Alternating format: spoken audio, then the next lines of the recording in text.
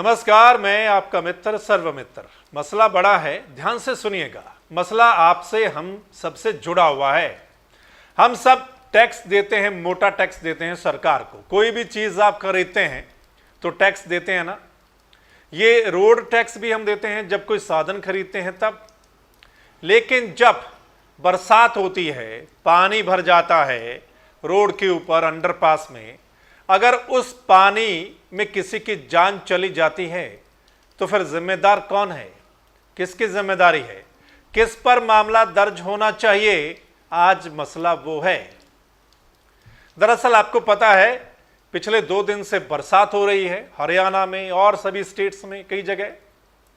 तो उस बरसात की वजह से शहरों में पानी लबालब भर गया है और शहरों की सड़कें एक स्विमिंग पूल की तरह दिखाई दे रही हैं।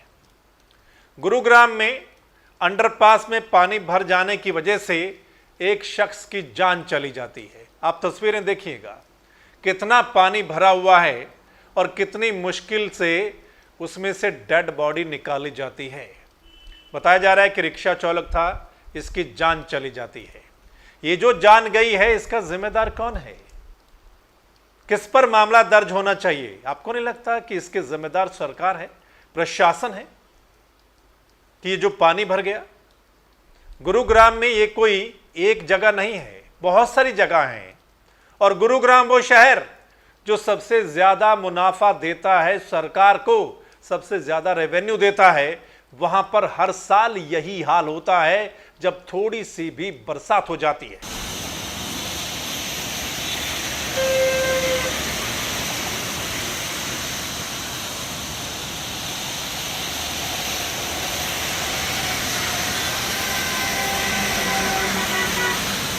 गुरुग्राम के कई ऐसे इलाके हैं जहां पर पानी भर जाता है।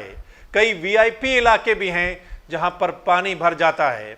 और सीता माता मंदिर जो है, बहुत फेमस मंदिर है ना गुरुग्राम का, वहां पर पानी देखिए कितना भरा हुआ है। पानी देखिए तस्वीरों में कितना पानी भरा हुआ है। जो श्रद्धालु वहां पर पहुंचे हैं, और इस मंदिर में तो बहुत ज्यादा चंदा इकट्ठा होता है।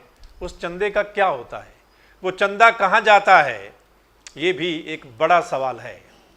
तो ये गुरुग्राम का एग्जाम्पल हम इसलिए दे रहे हैं क्योंकि वो शहर है जो सबसे ज्यादा मुनाफा देता है। और बड़ी हैरानी वाली बात, और एक बड़ी और बात हम आपको बता दें, गुरुग्राम में जो कष्ट निवारण समिति की बैठक होती है, उस बैठक के हेड भी खुद सीएम हरियाणा है, मनोहर लाल खट्टर। यानी सीएम वहां बैठक लेने जाते हैं जब कष्ट निवारण समिति की बैठक होती है। और वैसे भी हम देखते हैं हर 8-10 दिन बाद मुख्यमंत्री हरियाणा गुरुग्राम में जरूर जाते हैं किसी ना किसी प्रोग्राम में। उसके बावजूद इस शहर का ये हाल है। मतलब कई इलाके, हमें पता चला है कि कई थानों में पानी भर गया है, वहां पर सिविल अस्पताल में पानी भर गया है, और जो एक ऑफिस है जो टाउन एंड कंट्री प्लानिंग का, उसमें पानी भर गया है। और कई सड़कें हैं, सोहना रोड हो, बहुत सारे वीआईपी इलाके, राजीव चौक हो, और बहुत सारे, वहां पर पानी लबालब भरा हुआ है। और हर बार सरकार यही दावा करती है कि ठीक कर देंगे, ठीक कर देंगे, ठीक कर दें, लेकिन ठीक नहीं होता। गुरुग्राम दिल्ली से सटा हुआ साइबर सिटी कहा जाता है। मल्टीनेशनल कंपनियों के दफ्तर हैं इस शहर में। उसके बावजूद ये हाल है कि सरकारें अभी तक इस सिस्टम को ठीक नहीं कर पाई हैं। मतलब थोड़ी सी बरसात में ही यहां पर पानी भर जाता है। और बड़ी बात, जैसा आपने तस्वीरों में देखा कि एक शख्स की जान चली जाती है। जिस परिवार में से यह शख्स चला गया, क्या उसकी भरपाई कर पाएगी सरकार? कौन भरपाई करेगा? कौन जिम्मेदार है इस मौत का? आपको नहीं लगता कि मामला दर्ज होना चाहिए? और जो भी जिम्मेदार है उसके खिलाफ कड़ा से कड़ा एक्शन, उसको सजा मिलनी चाहिए। लेकिन यहां कुछ नहीं होगा। यहां जिम्मेदारी तो तय होती नहीं है किसी की कि कौन जिम्मेदार है। ये जो पानी भर गया है, जो करोड़ों अरबों रुपया लगाया गया होगा इस पानी को निकालने के लिए वहां सिस्टम की ओर से, लेकिन वो ठीक नहीं हुआ, तो फिर जिम्मेदार कौन है? ये एक बड़ा सवाल है। इसके अलावा बहादुरगढ़ में सुना है कि थोड़े दिन पहले ही अंडरपास का उद्घाटन हुआ था, और उस अंडरपास की तस्वीरें आप देख लीजिएगा। स्विमिंग पूल बना हुआ है और इस अंडरपास को लेकर नेता लोग जो है वो क्लेम कर रहे हैं कि हमने बनवाया था, यानी अलग अलग पार्टियों के नेता क्लेम कर रहे हैं कि हमने बनवाया था। यानी किसी चीज के बनवाने का श्रेय तो सभी पार्टियों के नेता लेते हैं, लेकिन उसकी ऐसी हालत है तो क्या इस बात का श्रेय भी वो लेंगे कि इसके जिम्मेदार भी हम हैं? ये बड़ा सवाल है। और भी बहुत सारे शहरों की हालत ऐसी ही है।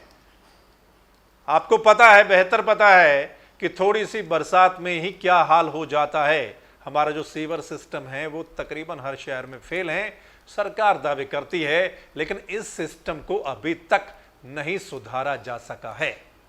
सो दोस्तों, ये बड़ा मसला है, छोटा मसला नहीं है, ये बड़ा मसला है। आप भी फंस सकते हैं, मैं भी फंस सकता हूं। कई लोगों की गाड़ियां फंस गई, बीच में बंद हो गई, उस पर पता नहीं कितना पैसा लगेगा, क्या उसकी भरपाई भी सरकार करेगी? तो मतलब ये एक बड़ा मसला है। सो इस मसले को आपने शेयर करना है ज्यादा से ज्यादा, तमाम लोगों तक ये मसला पहुंचे, सरकार में बैठे लोगों तक, अफसरों तक, नेताओं तक ये मसला पहुंचे और उनको पता चले कि भाई दावे जो आप करते हैं, दूसरी तरफ ये जो तस्वीर है, दिन रात का अंतर है, फर्क है, इसमें एक बड़ा सवाल है। और जिम्मेदारी लीजिए और ठीक कीजिए। और वहीं आपने कमेंट करके इस मसले पर अपनी राय भी देनी है कि आपको अब क्या लगता है, आप क्या सोचते हैं इस सिस्टम के बारे में।